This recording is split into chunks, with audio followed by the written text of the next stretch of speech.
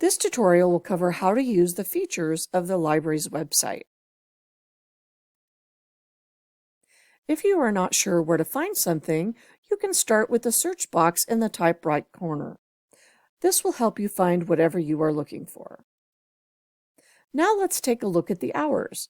This area contains both the library hours and the Center for Academic Support or Writing Center's hours as well.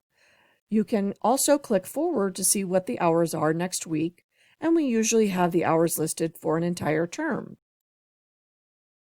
The next thing I would like to show you is the Quick Links box on the home page. This is where you will find many resources that can help you with your research, such as the A to Z link or the class and subject guides. The next thing is in the middle of the library's homepage, which is the library search. There is also another short video that goes into more details on how to use this searching tool, and that can be found on the How-To videos link under the Quick Links box. Basically, you can search for all materials here, such as articles, books, videos that we have in our collection. One of the most important items on our website is how to contact us or how to ask questions. The chat with the librarian is very useful.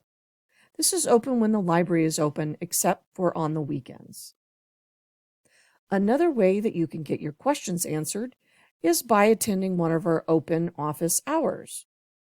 We are online waiting for students in ULearn. We have 2 times that we are there, and you can see us. On Mondays from 10 to 11 and Wednesdays from 3 to 4.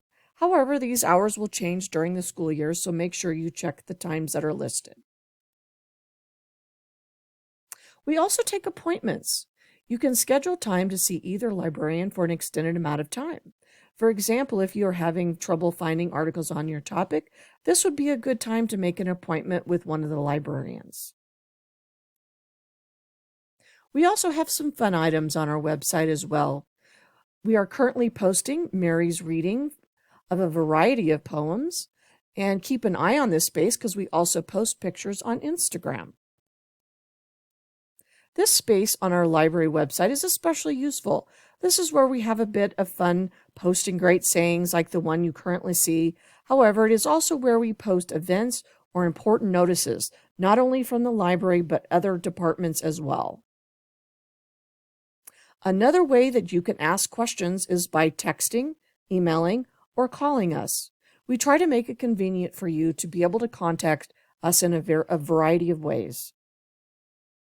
This concludes the tutorial on how to use the library's website.